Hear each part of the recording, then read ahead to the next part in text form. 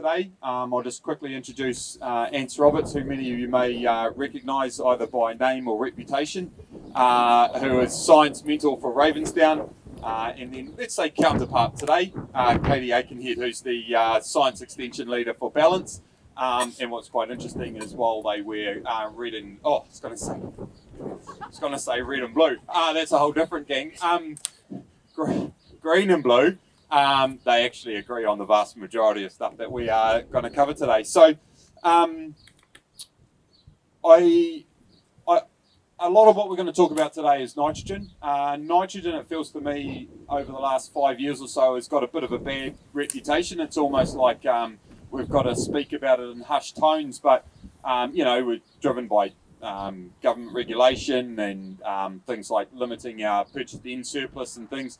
But on the other hand, a lot of stuff that Fonterra's talking about, DairyNZ's talking about, maximising homegrown feed, that massively strong link to profit, and nitrogen's such a useful tool in that. So I guess the outcome from today is about how do we make sure that we use it responsibly and effectively, but that we use it and get the most out of it to, maximise the benefits on our farm. So before we get to Ants and Katie, Jonny, do you want to, tell everyone a little bit about, we talked about your profit and your cost structures.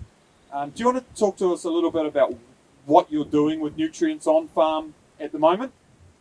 Yeah. So we're doing this year. We're doing 5 rounds of N at roughly 35 kgs. I think per hectare. We do 3 prior to Christmas, and then save 2 for autumn. With that, for the most of the time we might block out half the farm when we start around, but then follow the cows for the rest of the time. We've got a spring K mix where we split out the paddocks into 2 groups, the ones that need K and the ones that don't. So we've got two different mixes going out there for 1 round, and then we've got after that we've got a P mix where we've split each of the paddocks in the farm into 4 groups. So capital P, maintenance, half maintenance, and the paddocks that don't need any P. So all that gets done before Christmas. Sometime in summer we bring in some lime. We do about 90 tonnes of lime and 2 tonnes a hectare, targeting the lowest pH paddocks. So with those different with those different mixes, I presume you're doing something like all paddock testing or something like that with the soils? Yeah, so we started doing all paddock testing 3 years ago, and the program we're on, the goal is to do it every 5 years. So we keep the same system for those 5 years, but then we do testing again. And in between that, every 2 years, we're doing the old block testing that we used to do, just to keep track of things. Before we go on, Katie and Ants, do you guys want to comment on all paddock testing on farms? We'll let you go first, Katie. I'm going to throw it back to Jonny. What surprised you about your all paddock testing? Yeah, so definitely the variation between the paddocks surprised me, and where it was. It doesn't seem to be laid out in any particular block, really. We found some low pH paddocks that we didn't know we had, and the maps for our K mixes and our P mixes are like seemingly random. So, we definitely weren't doing that targeted application prior to the all paddock testing, and this, I guess, allows us to do that targeted application. So with the all paddock testing that's going in to test every single paddock on the farm and do a separate test for it, a couple of key things to think about when you're doing it. There is extra cost involved, but if you are willing to put on different mixes across the farms, you can really target each individual paddock and fix the deficits that you're seeing in those. Also, prevent excess going on if your levels are already high in those paddocks. But you do need to think about, are you actually willing to have multiple mixes on your farm? It's not as simple as going, that's the effluent block and that's the non-effluent block anymore. It's about going, okay, I need to do paddocks 3, 7, 12 and really target those. You also need to think about what is the contour in your paddock. So if you have flat, even paddocks and consistently across your farm, great. But if you've got hills and a bit of rolling stuff, you are going to see potentially more variation within that paddock than you are between your paddocks. So you really need to think about what's the value, why are you doing it.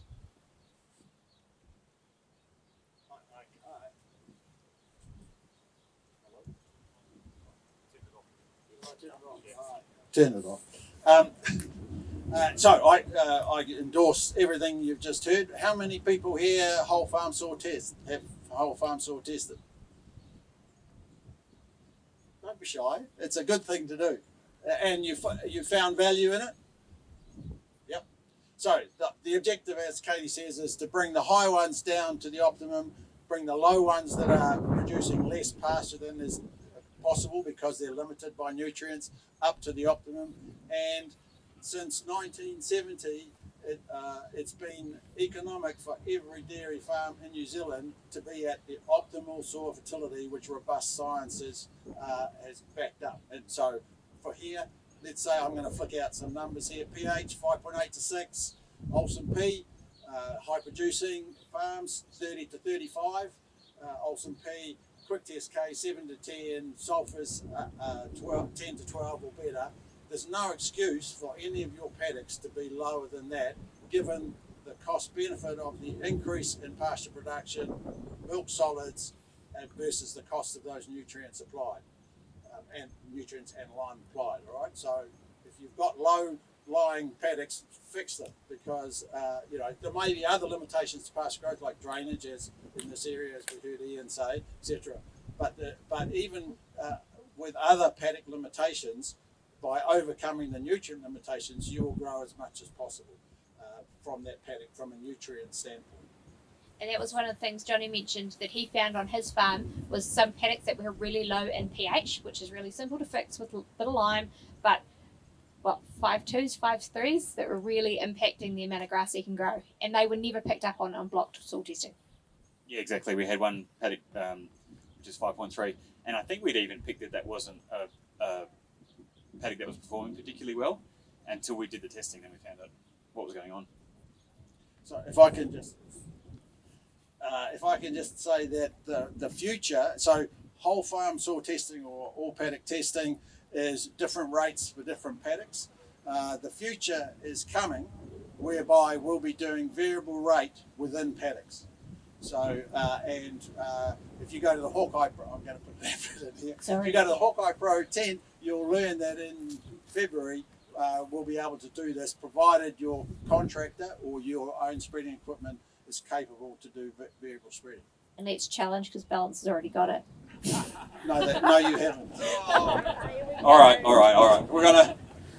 Yeah, it's some of that on YouTube. All right, Jonny. I'll circle back to some of the comments you made at the start about your nitrogen applications. When we first caught up with you about hosting Pasture Summit, this was an area that you brought up, and hence Katie and Ian being here today. Do you want to run through some of those questions that you had to start us off? But I'd also say, please, if you guys have got questions for Ants and Katie, then by all means fire away. Just stick your arm up and wave, and we'll get a microphone out to you. If you kick us off, Jonny. Yeah. So the types of questions that we're trying to figure out, I guess, it's the timing of application and the rates of application to try and get the most bang for our buck from the nitrogen. Obviously, we're limited on how much we can put on, and fertilizer is a significant cost to our business. So, I mean, sort of specifically, it's which months are we going to get the best response from it, or most profitability from it, and timing within our round. At the moment, for most of the spring, we're following the cows. Is that the right approach? Because we do always get told, it's better to put it on prior to rain, which when we're on a short round is fairly hard to get that timing exactly right. And then probably also we discussed timing in terms of soil temperatures coming out of winter into spring. So if we start with the timing around the month. I'll just. We had a bit of a mare with our posters, and the wind got the front one and blew it away. So some of the images that we're going to talk to are on page 39. There's a pasture and supply growth graph, as well as some awesome data that's come out of locally around responses. So Perfect. thanks, Okay. Kate. So when we're thinking about nitrogen application, we really need to think about what are you trying to do? Are you trying to grow feed because it's valuable for you and you need to fill a feed deficit? Or are you just trying to put on the nitrogen to grow as much pasture as you possibly can and then harvest it? So if we think about early season, pre-calving, that sort of July, August period, you can see there that you're still going to get quite a reasonable response for putting on nitrogen. If your soil temperature is 6 degrees and above, you will get a response. It may not be the highest response you're going to get in the season, but when you think about the value of that feed for you, because you need that feed, early season, you've got calves coming on, you've got lactation starting, that's going to be really, really valuable feed, and that's a real big opportunity to make sure you're getting the nitrogen on early. Yes, okay, I agree with that, and I just draw your attention to this graph of Opunaki dryland that I not irrigated. Basically what that graph's showing you is the response to a nitrogen application in the middle of each, applied in the middle of each of those months, model based on climatic factors, and the size of the green box is the variation in response you're likely to get in those months due to 50 years variation of climate data. So we've used NIWA's 50-year database to show that the climate might be varying, but your nitrogen responses, I think you'll agree, are pretty consistent month by month in this environment. And so August soil temperatures, you've got soil temperature sort of, let's say mid-August, what would you expect the soil temperature to be? Mid-August would be into 12 or definitely over 10. Right. And that says that you're getting nearly the highest possible response to your nitrogen fertiliser at that temperature. So I agree with Katie, 6 degrees is when we would start considering it in late winter, early spring, if you're in feed deficit. And I just like to just back the truck up a little bit in saying that the whole point of nitrogen fertiliser is it's the next cheapest feed that you'll grow on farm.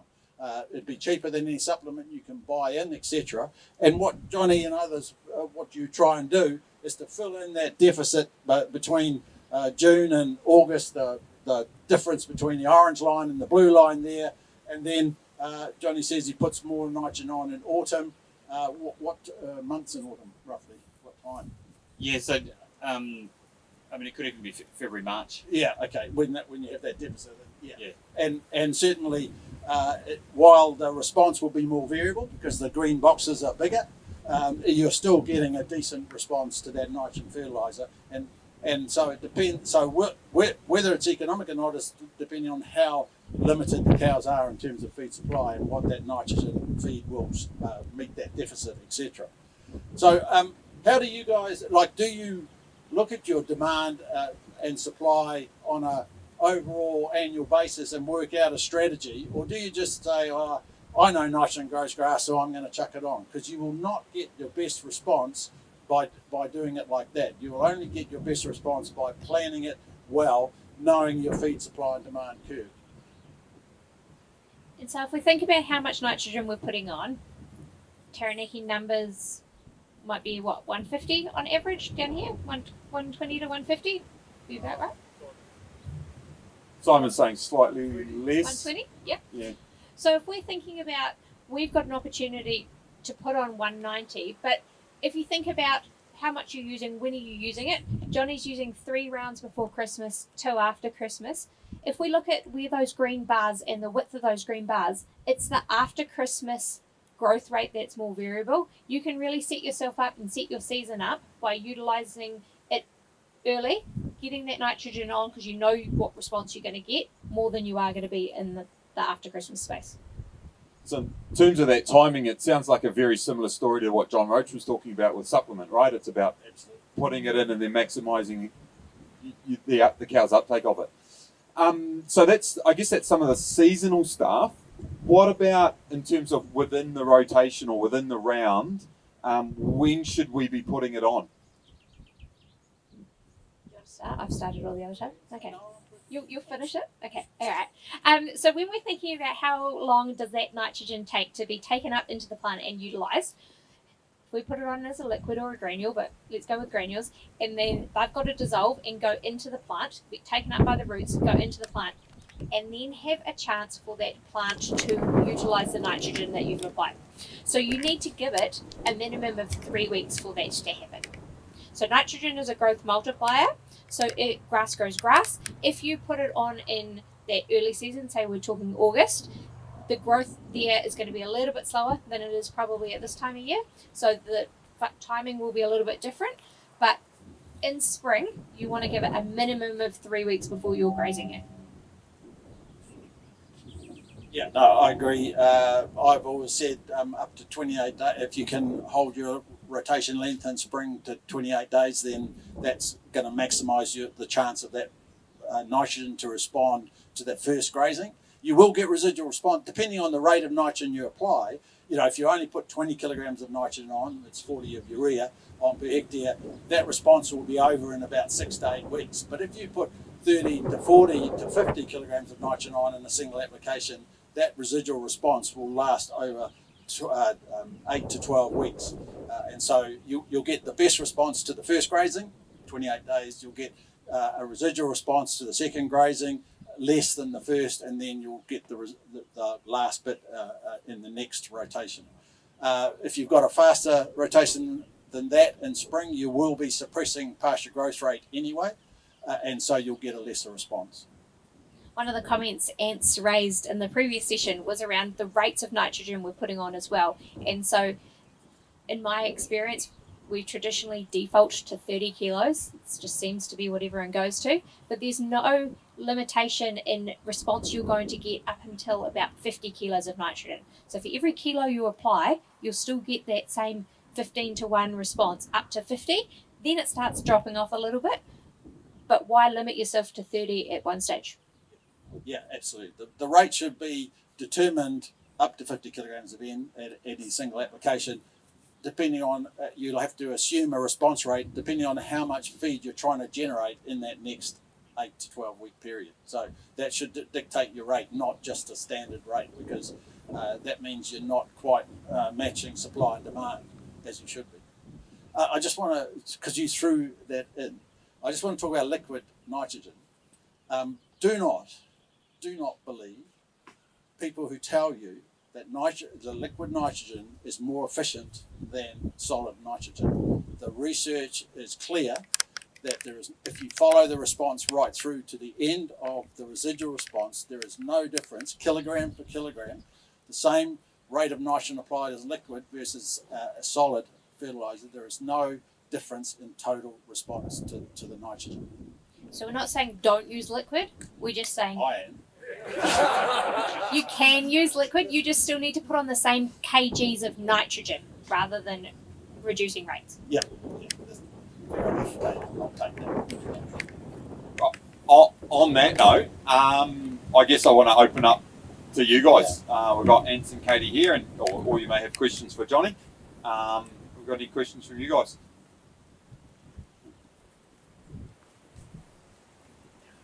Hey, Ants, on this business of varying fertility rates and paddocks and what have you, how on earth are you going to manage when halter becomes normal and there are no bloody fences anywhere? Are you going to test every last bloody square inch of the farm or what?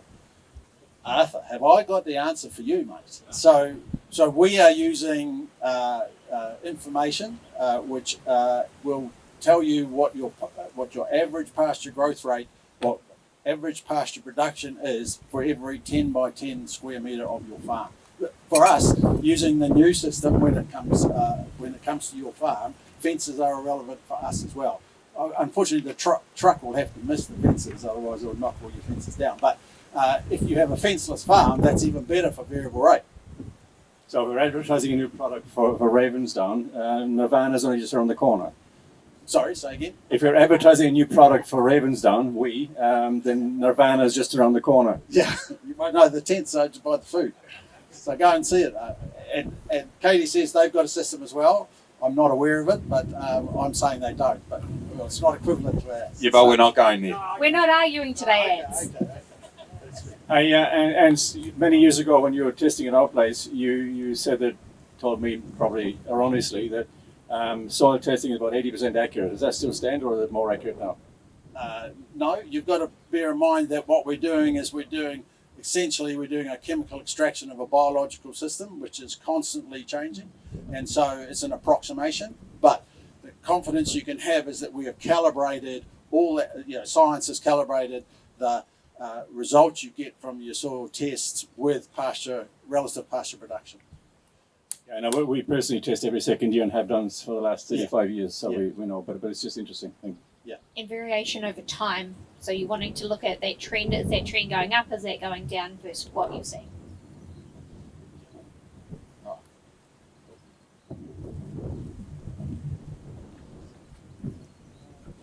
My question to anyone really is that you're talking about when you fill a test tube in the head and your goal is to bring the bottom ones up and the other ones can come back down. Are you saying there that we don't need to put any P&K on? In some paddocks, yeah. If your levels are really high, why are you putting on more than you need? You're spending money that you don't need. Okay, another question. Sorry, can I just have a comment there? Some of you crusty old Taranaki dairy farmers won't let your Olsen peas go from 70 back down to 30 to 35. There is no advantage for you in having an Olsen pea of 70. You will not grow more grass. It'll cost you more to maintain it at that level. And it may make you more resilient so you can draw on the soil bank at hard times, but most of the time you can afford pea fertiliser anyway. And I'm allowed to be rude to you, you're not allowed to be rude to me. Okay. No, I was just trying to say, yeah, that's basically I'm just checking up and see how strong the white thing is. Keeping us honest, mate. That's it. And the other question was, you get pretty busy in the spring. In September, say, is it widely important that we put a urea on behind the cows, or can we just get the truck in and do the whole thing? All right. So if we are looking at it and we're thinking about how long it takes for that nitrogen to be taken up by the plant and for that plant to grow, what is your spring rotation length? 24, 25. So if you're coming in and you're doing the whole farm, you're going to have paddocks that you are grazing 7, 10, 14 days that you're not getting the best return on the value that you've spent on that nitrogen. So you will still get some response. It's not going to all disappear, but you're not going to get the best opportunity. So following the cows is going to be better. However, while some of the diagrams you have in this thing and the ones up here are talking about best practice to get the best nitrogen response, practicality says that you have to compromise, and everything's a compromise. And I say, if you're time poor and there's other things going on, put it on the whole farm. We had a conversation before in the last round about putting it on before the cows as well. So you can do it for a couple of days before you're grazing, rather than making sure you're following afterwards every time. But in that 7 to 14 days, you're probably your worst return from that nitrogen that you're getting. What they're doing down the South Island now, well, they used to follow the cows, and what they're doing is doing half the farm at the beginning of the month, or whenever they do it, and then the other half in the next 2 weeks, and they're sort of getting good returns from that.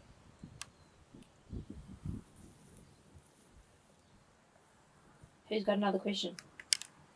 Arthur. Hey, Ants, Pick on me. trip back in time. Waimate West, way back in the time, had ultra high phosphate levels. Then there was an economic crisis, and the advice was stop putting on phosphate. But the pasture declined a lot faster than what it should have in theory, is my understanding from memory. But memory's fading. Right. So Arthur, just by way of background, Arthur was the farm manager at Waimate West Dairy Demonstration Farm the first day I started my job as District Agricultural Scientist in Taranaki, and I walked onto that farm that day. So at the time, Norm Thompson and his colleagues had been doing an experiment looking at a dairy farm experiment using 500 and 1,000 kilograms of superphosphate per hectare for a number of years. The Olsen P values on the Waimate West Demonstration Farm were over 90. And so we then started doing withholding trials to show the impact of that. And essentially it took, you're right in that because it's high to start with, it drops quite quickly, but then it plateaus off, and it took 20 years of almost withholding fertiliser before it got back to the economic levels of 30 to 35. Oh, well, I mean, there were so many farmlet studies being done, different crops, etc., that it's a bit hard to tell. But as far as I was aware, there was no decrease in pasture production. And that's what the other withholding trials show. So that's why Katie could say with confidence that if you let your high paddocks drop, you will not lose pasture production. You've got to keep in mind the other nutrients, though, sulphur, potassium, etc. In lieu of anyone sticking their hand up, I've got this. Oh, hang on. The boss is after something.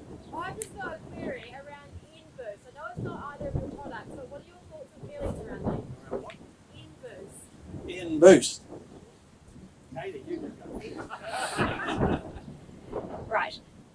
It comes back to the principles we said before around liquid nitrogen. It's around the kgs of nitrogen you are putting on. You can't make something from nothing, and the trials we have done show that arguably their claims don't stack up. It's very delicately put. Essentially, there was only one or two. So, what is N-Boost? It's a thing you can add to liquid nitrogen fertiliser because it's a liquid, and it has a plant hormone in it from microorganisms that they brew up and then kill, etc. And we think it's cytokinin. So you've probably heard of gibberellic acid, which is a plant growth hormone. Well, N-Boost has cytokinins in it. And so if you add urea, liquid urea with N-Boost in it versus solid urea, you're not comparing, even at the same rate of N, you're not comparing apples with apples because you've got a growth hormone in there, whereas the solid fertiliser does not. And so, the research is very thin in terms of any advantage that you're going to get to that. 20 odd years ago, Sustain, some Quinfos were running around this area here selling heaps of that. Ballance and Ravensdown didn't have a protected N product at the time. They said, you don't need to pay the premium for that product, absolute waste, stick with urea. Has your guys' science changed? What's the views now that you've got a interest in it? It's before my time, so I can't comment on how it was back then, but yes, we do. There is a benefit of putting a nitrification inhibitor on there. A urease inhibitor on there. So when I was district agricultural scientist here, I gave farmers that advice. Don't worry about a urease inhibitor because we didn't have one. There wasn't one used in New Zealand at the time. I just used to tell you to get on your Fergie 35 with your Vicon spreader and go out when it was raining. But now you've got tractors with cabs, so that's probably good advice now. So the coated urea is to reduce the risk of volatilisation loss. In other words, and urea fertiliser is the most prone to volatilisation. This is gaseous loss of some of the nitrogen that you paid for going up into the atmosphere. And the research shows that on average over spring, summer, autumn, the average volatilisation loss risk, and I keep saying risk because there's no guarantee that it'll happen or not happen, is about 18%. So if you do the maths quickly, if you're applying 40 kilograms of N, and I'm going to round the loss up to 20% because I can do the maths in my head better. If you put 40 kilograms of N on and you get a 20% volatilisation loss over the few days after you've applied it, then that is 8 kilograms of nitrogen that might have gone up into the air. With protected urea, whether it be Sustain or N-Protect, same inhibitor, same concentration on the outside of the urea, you'll reduce that risk by up to 50%, in some cases higher. No one can tell you what the volatilisation risk is the day you apply urea. We've just got no way of knowing it. But we know that if you do not get 10 mils of water, rain or irrigation within 8 hours, and it is an 18% a day risk time, then you will lose that nitrogen. So if you have 8 kilos that potential risk with urea and you use an inhibited product, that's 4 kilos that might be gone, but you've got another 4 kilos that's going into the plant. At a 10 to 1 response, that's 40 kilos of dry matter. What's that doing for milk production and your back pocket? Yeah, and if you object to the slight increase in cost with the protected urea, just use the same dollar amount, and you probably get the equivalent response. Just a question in regards to sulphur use over winter, high altitude in Taranaki without ash soil. Do we need it? Okay. Right. So, are you talking up the bush line, or Not quite the bush line. Right. Say here. here? When you say sulphur is an essential element, so you need the appropriate amount of sulphur in your soil system. So in Taranaki, typically, if we have the appropriate amount of sulphur, is it worth putting ammonium sulphate on as our first round of fertiliser in winter? Now, I have to be in my bottom about this. There is no with good fertiliser practice and the appropriate level of soil sulphate and organic sulphur in your soils, there will be no advantage in using ammo products as your first application, because there's already enough sulphur. And I know there's a lot of consultants who push ammo in the Taranaki region. I'm talking about ash soils, not about some of the other more lower anion storage capacity soils which cannot hang on to sulphate sulphur very well. But you'll not get a better response because you've already got plenty of sulphur. And if you need to check it, do a clover-only herbage test and see what your sulphur levels are, and that'll tell you. Do a soil test as well.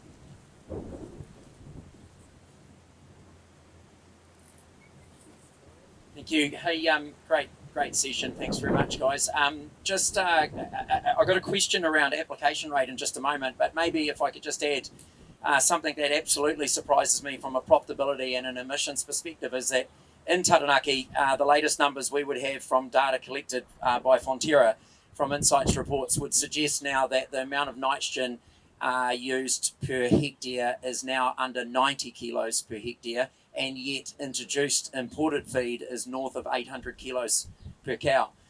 So in the interest of profitability, emissions, and the theme of this day, it's amazing how many farms we visit now, or you guys would be visiting now, that have essentially halved the amount of nitrogen they use and doubling the amount of imported supplement. It's just an interesting challenge. My question, though, was around the conversation about 10 or 15 minutes ago around application rate. A lot of what you guys were describing at the time, and I'd love to come back to Jonny for this farm, but a lot of what you were describing was about response, and I think I heard you say that there's no real difference in response rate between 30 and 50, so kind of almost fill your boots. But I'd also always been of the view that you only kind of make money out of nitrogen when you put the fat in the vat. So growing the grass is one thing, but being able to manage and utilise it is another. So I'd like to come back to you two guys from the companies, but also to Jonny, to understand, what is the optimum application rate, both from a pasture response perspective, but also our ability to be able to optimise the utilisation of that grown pasture. Because let's face it, anyone can grow in the right conditions. Anyone can grow grass from applying nitrogen, but putting the fat in the vat is the important bit. So I guess from me, I really actually don't know the answer to that. It's probably one of the questions that I've come here with. I mean, our system, this year we're doing 5 rounds, and we've just evenly divided the rate amongst those 5 rounds. So we're using the timing of application, not varying the rate. That would be about 30. Yeah, so I mean, each round this year is about 35 kgs per hectare. But I take it probably there's more scope for me to actually get some extra gains from varying those rates. I think that's probably one of the next things. I think to answer your question, go back to what is the purpose of the nitrogen you're putting on? Are you doing it to fill a feed deficit? So then, what is the feed that you need in front of you? So, okay, work it backwards, work the calculations. If you can use the numbers from the Aitkenhead trial that are in your book, work backwards. Okay, how much nitrogen do I need to put on? Because my pasture covers on the farm are lower than I want them to be. So how do I move that? So think about that. If you're putting it on and it's November and you're like, oh, I need some more grass, and you put it on. Well, if you look at the picture above that, was it page 30 something in your books, 39 in your books? If your demand is above, if your grass growth is above your demand, you've got a surplus. So you're still then going to have to do something with it, whether it's put a mower over it, whether it's chucking it in a bale, but that adds all cost to it. So there's not a right or a wrong answer, but it's why are you putting on the nitrogen and what is your demand? Yeah. So I would absolutely say don't use nitrogen fertiliser at all. If your pasture demand versus your pasture growth rates, the blue and the orange line in this booklet were overlaying each other exactly, you wouldn't need nitrogen fertiliser, right? So the point is that if you're pushing your calving date earlier, you're drying off date later, etc., you're pushing out of the shoulders of the season, etc., you're stressing the difference between supply and demand, and all we're saying is nitrogen fertiliser is a tool, and probably the next cheapest tool to fill those periods of deficit where your base pasture production is not meeting animal requirements. And if you meet animal requirements fully, then it should end up in the vat. And so definitely do not use it if you do not need it. But see, and I'm not being critical of Jonny, but so we worked out that we're going to put 35 on. Based on what? What's it actually based on? It's based on knowing that probably there's not going to be enough grass. But how accurate are we doing that? So feed budgeting tools, all those sorts of pasture measurement, etc., animal intakes, all should play into what rate am I actually going to put it on? When am I going to put it on? And just to wrap that up, go back to your putting that milk in the vat. We know that there is going to be a feed deficit if we look at the curves there in that summer period. So yes, we are going to have some way to harvest that surplus. But if we can use nitrogen to push that surplus, because maybe we just weren't going to have enough anyway. So it's working through the calculations, knowing your numbers. We've got time for one more question. Sorry, and all we're saying, just to finish that, is that don't restrict yourself just to 30 because everyone else is doing it. Got a few contrary things that are happening on my farm in the Waikato, but we can talk about them later. Can you give us some tips about balancing clover production and use of nitrogen? No, that's a very good question. Okay, I'll start. Yes, for every kilogram of bagged nitrogen you put on the farm, you'll reduce nitrogen clover nitrogen fixation by about a third of a kilogram. Now this is a temporary effect while the nitrogen from the fertiliser is there. The clover will still be grinding away, fixing some nitrogen, but it will use the fertiliser nitrogen the same. So provided you're not using more than you can maintain, and some farmlet trials in the Waikato by one of my old colleagues, Stuart Leadgard, showed that you can use up to 200 kilograms of nitrogen per hectare per year on a farm. 200 kilograms, that's just above the cap now, so don't look so surprised. See, that's why it's 90. That's why people are using it. They feel guilty about using nitrogen fertiliser. Jesus, your farms wouldn't survive without nitrogen. Now, I'm not talking fertiliser nitrogen, I'm talking about biological nitrogen cycling through this. See, I'm getting excited now. Anyway, so, and not affect clover production, but you will affect the fixation underlying that. So it's about, but more in terms of the clover grass balance is about your pasture management, not letting, the grasses are way more competitive for space, light and nutrients than your clovers. You should really attune your grazing management to clover survival and growth rather than grass survival and growth. So to summarise that, you are not going to impact the biggest driver of your clover in your farm is probably how you're grazing it, rather than the nitrogen fertiliser you're putting on. How you're going to have the competitiveness.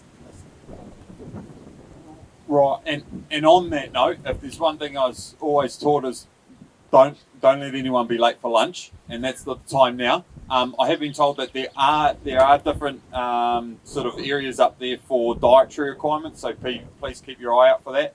And if we can link lunch into a final note here, I guess, is that nitrogen's a fantastic tool for maximising the feed that we grow on farm, but the key to it is not just growing it, it's about growing it effectively, efficiently, and then eating it and turning it into fat in the vat, Malcolm, I think was the term you used, which I think I'm going to steal and pretend it's my own. But can we just, I guess, take the opportunity to thank Jonny, Ants and Katie for their time. It's been bloody enlightening, thank you very much. And on that note, well, I don't think you need a guide. Lunch is right there. So we'll head there and eat. We've got half an hour and then we'll convene back in the 1:30. at 1:30.